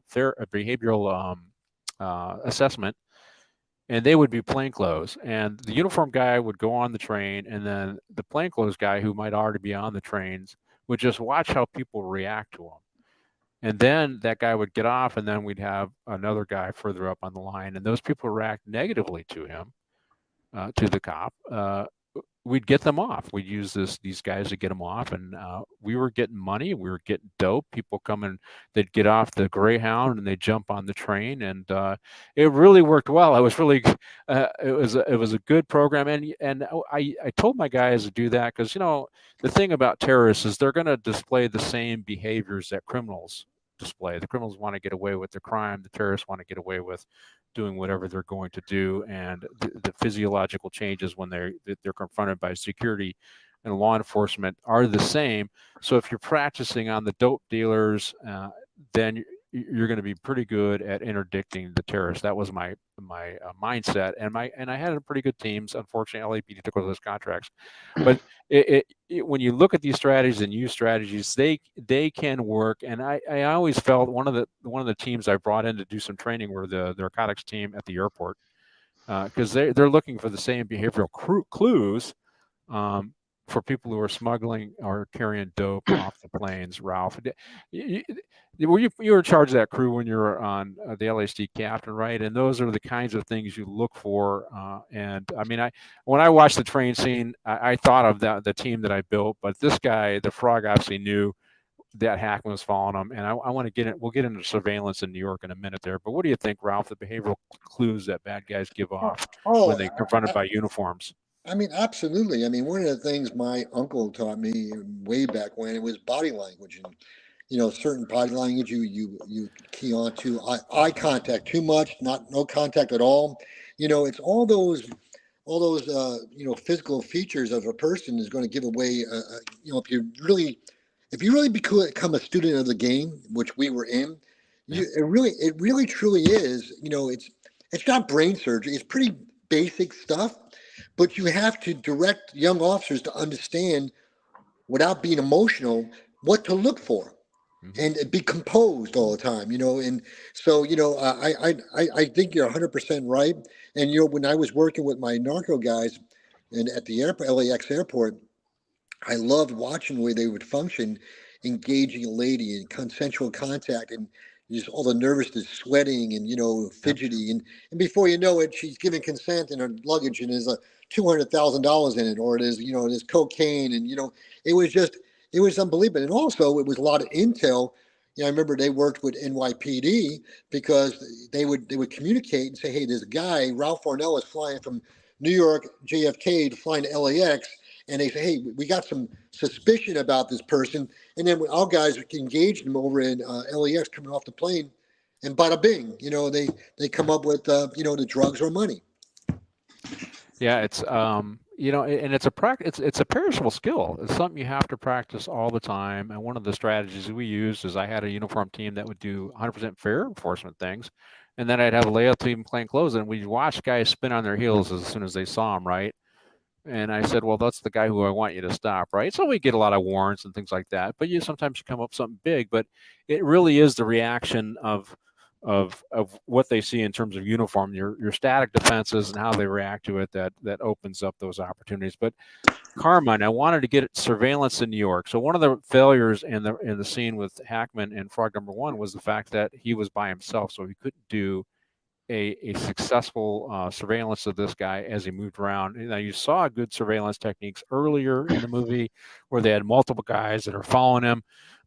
So can you explain how to do a surveillance on foot in particular in say in Midtown Manhattan? How Absolutely. hard is that to do? What do you need to follow one guy and keep tabs on one guy in terms of assets? So I had some of the best surveillance guys in the city, and the connection that you made between narcotics and the terrorists is spot on, because there's nobody sharper than a narcotics detective. Yeah. That's and I'm not just being biased. And we used to lose a lot of narcotics detectives to a joint terrorist task force for that reason, right? There's nobody who could read people better, more observant, pay attention to detail. So if you're doing a foot surveillance in any of the 5 boroughs, to do it with less than 3 people, you're asking for failure. You're asking for failure, depending on the target, and the target normally is pretty sharp, right?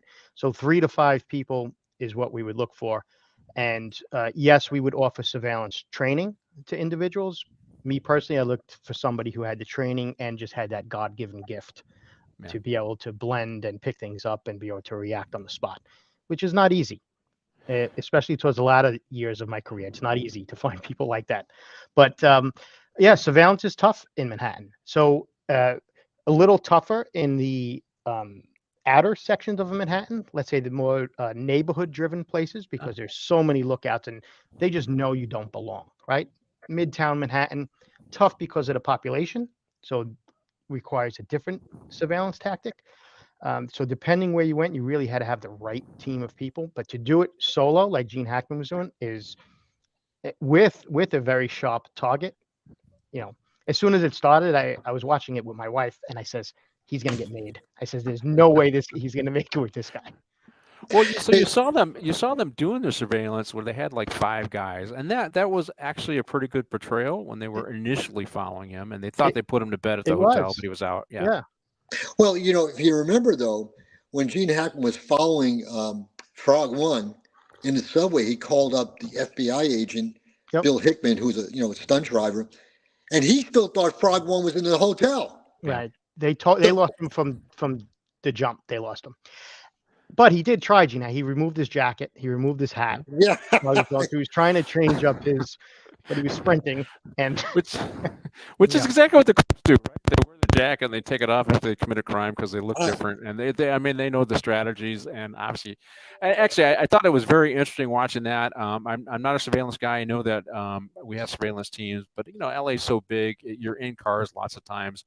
But when you talk about New York, but it also brings up, you said it, when you get in the neighborhoods, they know who belongs and who doesn't belong. But that's all the reason why you need a diverse police force, right? The communities of color, you need to have a diverse police force. It's a practical necessity. Absolutely.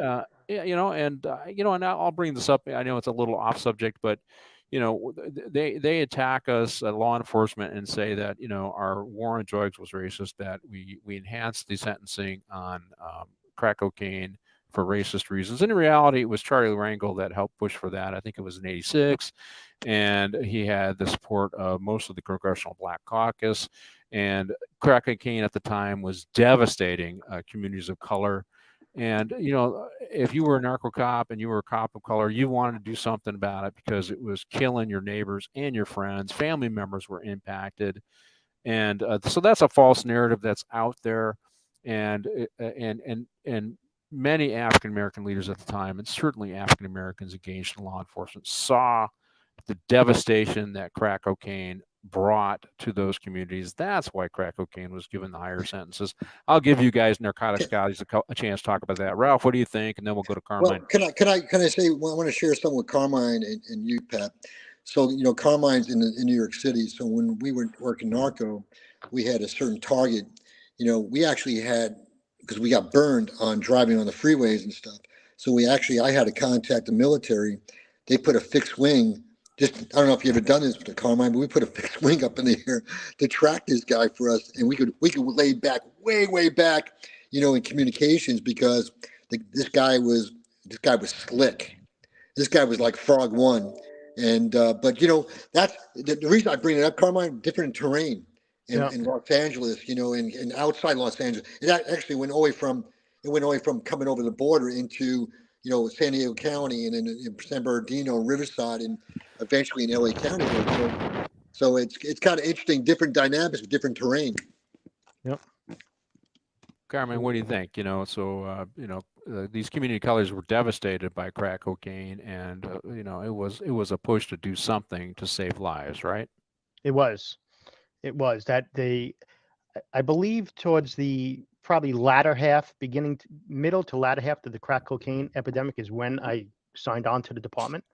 And so I got the back end of it, and it was just devastating to the communities. And I started my career in Brooklyn and Coney Island, and we had just 50% of our precinct was just recovering from the burnout, I should say. And it took years to recover. It was tragic. Yeah, in 1993, California had 13.1 homicides per 100,000. I think in LA it was like 24 murders per 100,000. That was at the height of the crack epidemic. Mm-hmm. It was the second highest percentage of murders per 100,000 in California. I think they had like 14 in 1980.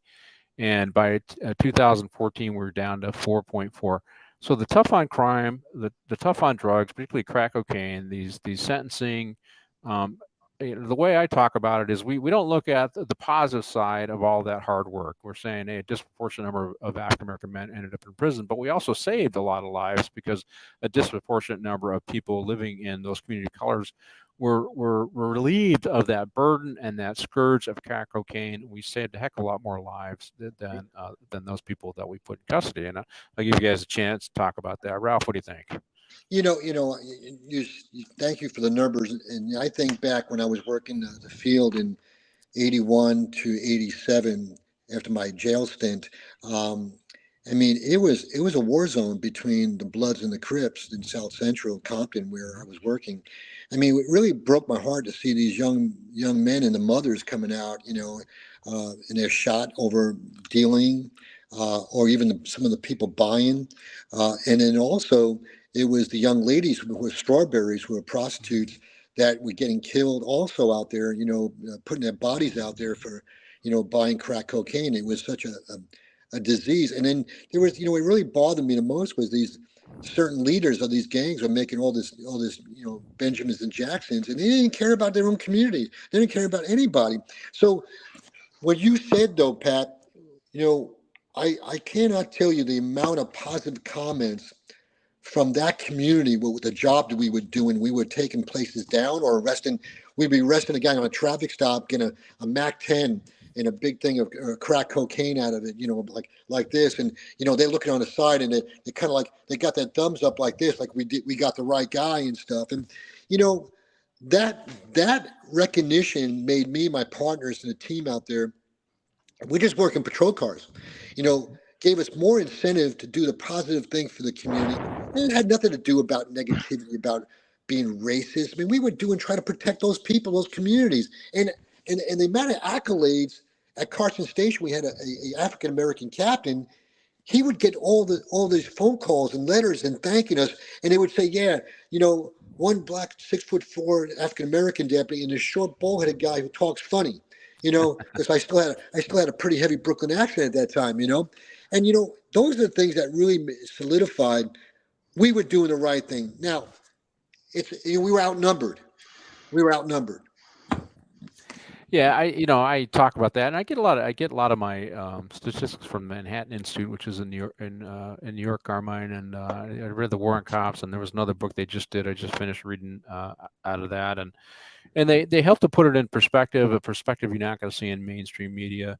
But let's get into it, back to our movie, and this is the assassination attempt. So they're off special assignment, and this is for you, Carmine. So they go into the assassination attempt, and whenever you attempt to kill a cop in New York, it is game on, right? He's back on special assignment, and they're giving him all the resources. They don't show it, but I'm confident he's given all the resources that he can to take these guys down. Because you guys don't play around when they target one of your own, right, Carmine? No, it's all hands on deck.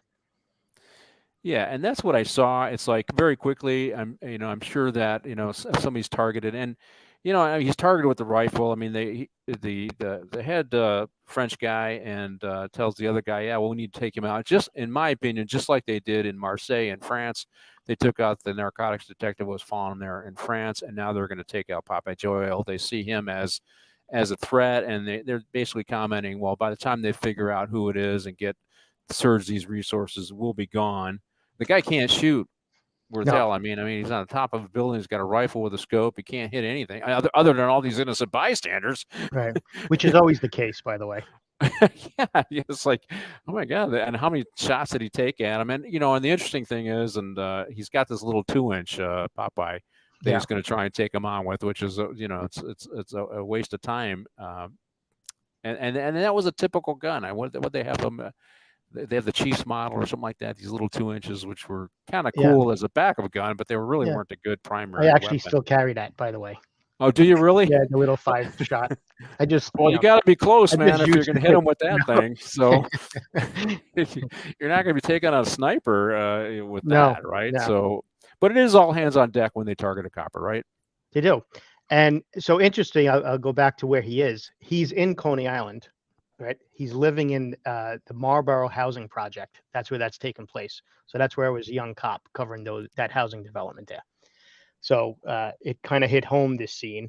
And actually, we had 2 attempts on cops' lives while I was there. One in that development, and then one on the west side of the precinct. So I know it very well. But typically, if you get either God forbid, a cop shot or an attempt on a cop, we call it's depending on the level, usually a level 3 or level 4 mobilization, which means you're getting resources from just about every precinct in the department. They send X amount of people as a uniform presence, right, for just basic observations. And then there's a list, Chief, probably about 15 investigative organizations in the department that respond.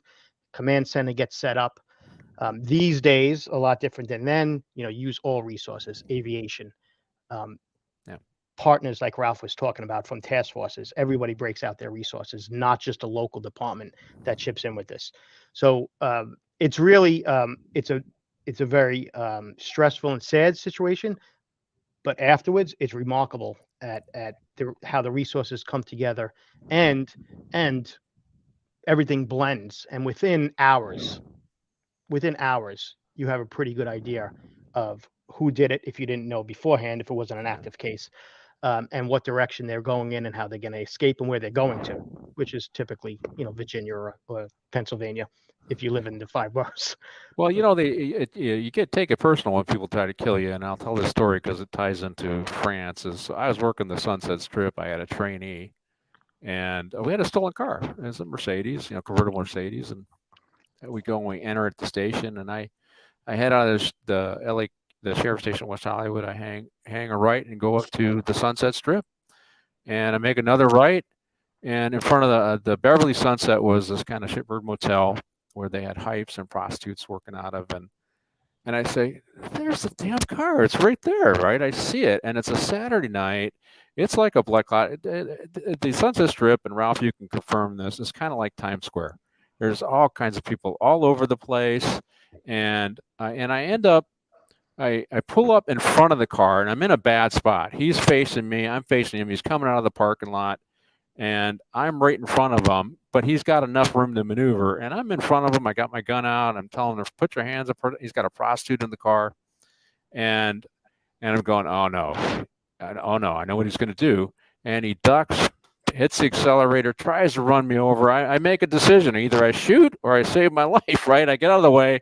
He gets away. Well, he's stealing high-end cars, and from that area, he's staying at some local motel. And I spent the next 16 hours pushing my bosses. I was way past FSLA. I wanted to find this guy because it was personal. He tried to run me over, right? And I did eventually find him. I called the detectives up, and my sergeant rolls out there and says, "No, you're not going to go get him, Pat. These guys are going to get him." And he had like 6 or 7 high-end cars, Beamers and Mercedes, lined up behind this motel he was staying at. So he was a car thief. He was going to flip these guys over, and he ended up getting 8 years in state prison. But it becomes personal when they try to kill you, right? And so you can see it with Popeye the Way. This is personal now. He's a hard-charging guy, and I'm not off the case anymore. I'll work it on my own if you have to. Ralph, when somebody tries to kill you, you take it personal, right? Absolutely. I mean, that's what happened with Jerry Ortiz. I put him through the academy, and he worked for me at OSS. And when he was assassinated in Hawaiian Gardens, I went directly to the sheriff and got approval to do a federal investigation.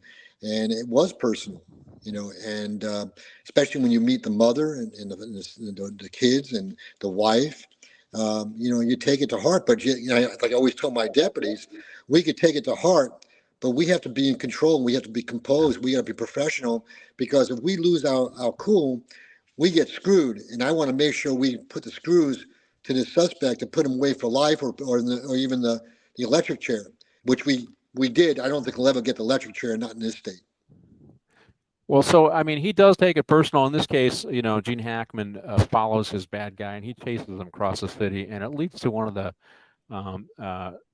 probably the most memorable scenes of the movie is the car chase scene. It reminds me of the scene from the movie Bullet with Steve McQueen. It also reminds me, if you guys remember, you guys have seen the movie 7 Ups, it reminds me of that car chase scene. I'm sure they wanted to emulate it, but so Carmine, is that car chase scene realistic to do in that area under the L, I think, and chasing this guy? Is it realistic? I can understand the emotion of it happening, but could it happen? Yeah, probably in 1971. It was a little bit more realistic because of the lack of vehicular traffic compared to now. Have we gone on some pretty good chases? Absolutely.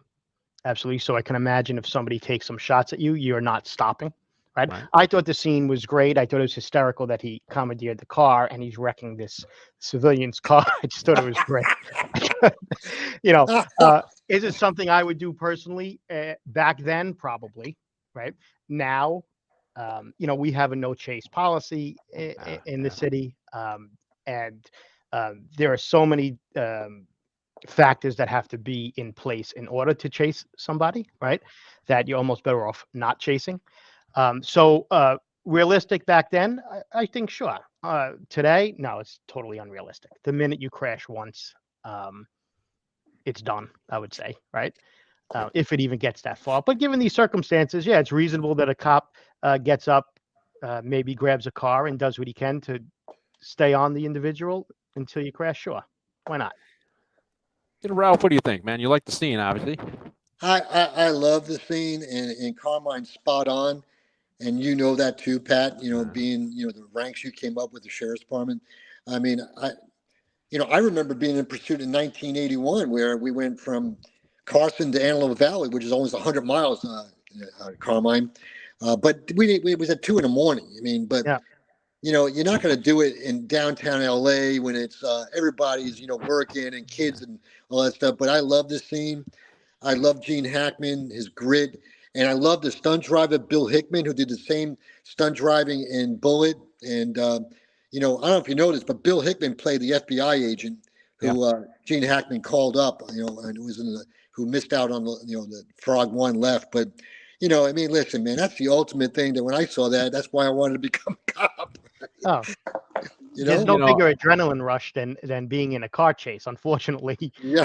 As we get older, right, Ralph, and you move up the ranks, you have a different responsibility. And oh, absolutely. Yeah. It gets tough. It was 2000. I let a pursuit go for 2 hours. So this is after all these rules have been put in place. You can't chase this. It's got to be that. But it was a carjacker who had carjacked with a gun, and he wanted, the first part of this pursuit, he indicated that he wanted to die by police intervention. It was very foggy. It was like 2 a.m, and he managed to get away the first time, and he came back to challenge the deputies to kill him.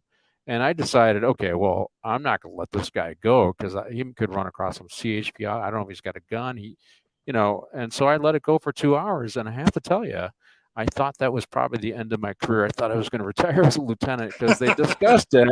So we have this thing called EPC. It was a Tuesday night, and Wednesdays they had this executive planning council with all the chiefs and the assistant sheriff and the undersheriff and the sheriff. And my pursuit was the discussion of that EPC, and I was at Compton at the time, and I said, I'm an aggressive guy. I want to try and do the right thing. I was within policy, but we had this little clause in policy that you will never criticize any unit command or any lieutenant or watch commander that cancels a pursuit. So even though if you're in policy, if you canceled it, you can't criticize them, right? And so you saw a lot of people, better safe than sorry, they just canceled them. And I said, no, I'm in policy. I'm going to keep going.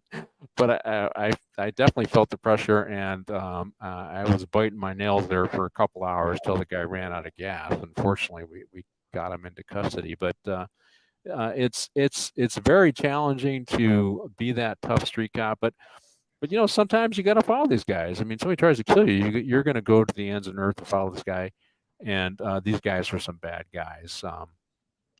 But let's go on to the next scene right after this, Martin, and we're going to go into the Lincoln.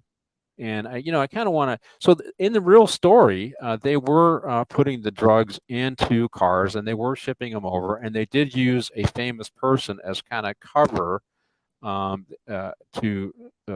because they figured he would not get as much attention from France, and it was an actor in the real story, and that actor ended up doing 4 years in federal prison for being part of this smuggling of cocaine.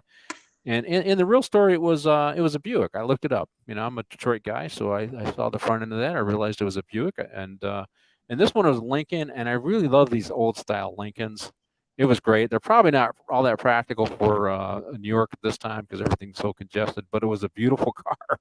And it's interesting that they find the car and they tear it apart and they can't find the drugs. But they do eventually find them in the rocker panel. So a couple of things there. One, are you guys car guys? Did you like the Lincoln? Is that a car you would have had back in the day? And two, have you ever faced that where you had to tear a car apart like that? We'll start with you, Carmine. So I do like Lincolns. And back in the day, I had a big caddy, so I do like big cars, right? So I probably would have had that car if I was in the 70s and late 60s, right? We used to tear cars apart all the time, Pat. Obviously, where it was warranted, we would do it, and most of the time with a warrant, right? Even though we had consent, which held up in the early 2000s, that went away, and nobody wanted to even operate on consent, so we'd end up getting warrants. But what's interesting is, the tactics that they used back then, it still goes on today, right? We've had so many cases where, by the way, they went to an auction to purchase a vehicle. And we had 3 cases during my tenure in the federal task force that we had 2 different drug trafficking organizations from Washington Heights going to auctions, buying a minimum of 3 vehicles each. Nothing crazy, $3,000 to $5,000. They'd never get in the vehicle, Chief. They would tow them to where they had to go, and then they would use them to outfit with the cash, the proceeds, to go back west to Chicago, and they'd take them out on car carriers. So, again, full circle, 50 years ago, their tactics are still working. We're kind of handcuffed with what we could do to catch them, right? So I thought that was an interesting point in the movie. Yeah, Ralph, how about you? Similar experience? Well, first of all, what's your flavor of car? Did you like the Lincoln? And do we tear cars apart on LA County Sheriffs and LAPD? I said, I'm not a dope guy. Well, first of all, I love the Lincoln. I just never had money when I was a teenager growing up in New York to have one, but I loved it. Regards to the term tearing up, we never tore up a car. we searched the car. You know, and I'm with Ralph. Thanks, Ralph, for correcting that. I'm with you on that one. Yeah, so anyway, anyway, we would get a search warrant. We have got consent, and I would go out with my narco guys, and you know, in L.A., Pat and Carmine, you probably heard this term, but clavos were secret compartments within the cars, and you know, my detectives educated me a lot when that's why I loved going out with them, because you always learn something from somebody, you know, and the way the cartels and the Mexican mafia and the gangs would have these clavos made. I mean, you would not unbelievable. You know, fake dashes. You know, the console in the middle, the metal taken out, and you know, I mean, sealed, and they had it like insulated. I mean, and I gotta tell you, man, my detectives, man, God, those guys were sharp. They were sharp. I mean, they could. You know, they did their research and stuff about maybe this certain gang or this cartel where they hide things, and also I think they did the homework. Where were they getting these things made? You know, and I mean they had all the dots lined up and stuff. But yeah, I mean, I was always impressed where we found some of these narcotics and on the car. What was the word you used again? Was it cabo or cargo? What were you? Clavos. Clavos. Can you explain Clavos. that? Yeah, clavos is a term where concealing drugs in a car. They're the secret compartments. Yeah. Well, you know, I was, you know, so the largest Ford dealer. So a little trivia for you guys, in case you're on Jeopardy, is the largest Ford dealer in the United States is in Los Angeles. It is Galpin dealers, and I was there, and they had an old Lincoln like that. Of course, this one they had horns on the front, and it was a convertible. And it just reminded me. So I saw this one. I remembered that day, and I decided when I bought my new car, I was either going to be a Lincoln or a Caddy. I ended up getting a Caddy. But we have a lot of great luxury cars in the U.S. People need to revisit those. But growing up in Detroit, I used to see those kind of Lincolns out there, and I always felt they were very impressive. And you know, I don't know. Did the mobsters drive Lincolns back there, Carmine? What was their car choice? If you know, Hey, why are you picking on Carmine? I got to ask them, you know, I mean. The same reason why I had a Caddy, right? You know, they like the Cadillacs, they like the Lincolns, anything big, Eldorado, big vehicle. Big and flashy, I imagine. Hey, Pat, can I just say one thing? They like the big trunks in the back. Oh, yeah, big trunks, yeah. Can I say one thing that, you know, I'm not sure you're going to bring it up, but I got to mention is I love when, you know, Eddie Egan used and Pop Idol used picking your feet in Poughkeepsie, right? Yes. So when I was on the street in LA, I didn't say feet. I would always, when I stop a gang member, I go, "You pick your toes in Poughkeepsie?" I use toes. Well, the reason why is I did the same thing. I knew about why Egan and Popeye Doyle did it, just to confuse the guy. And I would use it all the time, and I would confuse the crap out of these gang members. And they would eventually tell me what I wanted to hear and stuff, man. And, you know, they talked about that. They said that was true, that Egan and Russo did use that tactic, and Egan was the guy pushing, "Did you pick your feet in Poughkeepsie?" And the guy, "What the heck are you talking about?" Distracting the guy, and he didn't want to deal with the crazy guy talking about Poughkeepsie, so he ended up, you know, warming up. That was their form of good cop, bad cop, I guess. I loved it, though. I can't, the faces that I used to see when I say pick your toes, the guys go, "I don't know what you're talking about, Deputy. What are you talking about?" You know, probably 99% of the people have no idea where the hell Poughkeepsie is or what it is, and you know, what's a Poughkeepsie, you know. But Ralph, it's a lost art. You had an art, right? You disarmed the guy with your words. It's an art. Forget about it. Yep. Forget about it. Yeah. Okay, so let's move on to the bust. You know, so we finally they got the information. They're going to move on these guys. They found the dope in the Cadillac or the Lincoln, and they come up with another Lincoln that looks just like it. I don't know how they do that because they ripped the other one apart. And they load the narcotics, or maybe I don't know if you would load the. I guess you guys narco cops could say this. I guess you would have to load the true narco in there because to get possession, right? And then it goes to the record shop where his brother is opening up the floorboards or what are they? I forget that some kind of panel, and the rocker panels. That's right, the rocker panels. Yep. And they actually find the dope there, and these guys are walking away like, "Hey, we've done the deal. We've given him his money," and then they all disperse when the cops show up, right? And I would have thought it would have been a little tighter. They would not have been able to get away as easy as they did. Carmine, what'd you think of that? Yeah, I mean, I was looking at it from a tactic standpoint as well as just an entertainment standpoint. So it was an entertaining scene, just like the other ones, but definitely not tactically sound. No, not at all. As Yeah, far as the all drugs that work being, you'd have been on top of them, right? oh, absolutely. And so our policies are today as well. I don't know about back then. Like you can't let the drugs walk, right? You can't once it's in your possession, you can't let it back out on the street, right? So it's kind of a snafu. Yeah. Yeah. Well, I guess they had to let the French guy go, and we'll talk about that in a minute. But Ralph, what'd you think of the scene? I mean, for a movie entertainment, I love the scene. I love all the drama, the chasing, the shooting and stuff. But as Carmine stated, I mean, I've been part of over 500 warrant search warrants. When we have tactical with our SWAT team, Special Enforcement Bureau.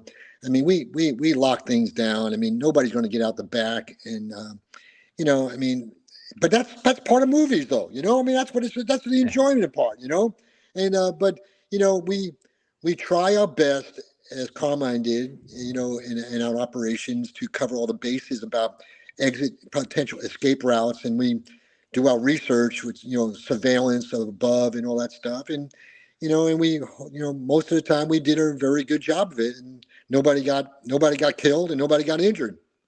And But it would I have been, also think, Ralph, it is a movie, but if you look how we evolved over the last Yes, 20 years, I think that's yes. probably how they did things back then. Carmine, you're right, because I'll tell you why you're right. Because I had some friends on NYPD, and we would talk about when I go back east, and we have a beer and a cigar, and we bullshit about things we did. Even LA County sheriffs back in '81, we weren't as tight as Yeah, we eventually were later on, though. yeah. I mean, we evolved on all the containments and special training, and sure. learning from the SWAT guys how to do better containments for patrol and stuff. So things evolved. Absolutely, Carmine, you're 100% right. I didn't obviously. I think when you're doing a bust like this, when they know the jig is up, they're not going to shoot it out with you. They'd rather take their chances in court and you just get a good lawyer. I don't think they want to shoot it out with you. I didn't believe that was believable. Um, but I wanted to go back to when they got Frog One. So he chased this guy to the train station because one of the things that the criticism was that Gene Hackman shot him in the back. He didn't want to shoot him in the back because that makes us look bad, I guess, was what came out in the movie. So it's unrealistic. I don't believe this happened in real life.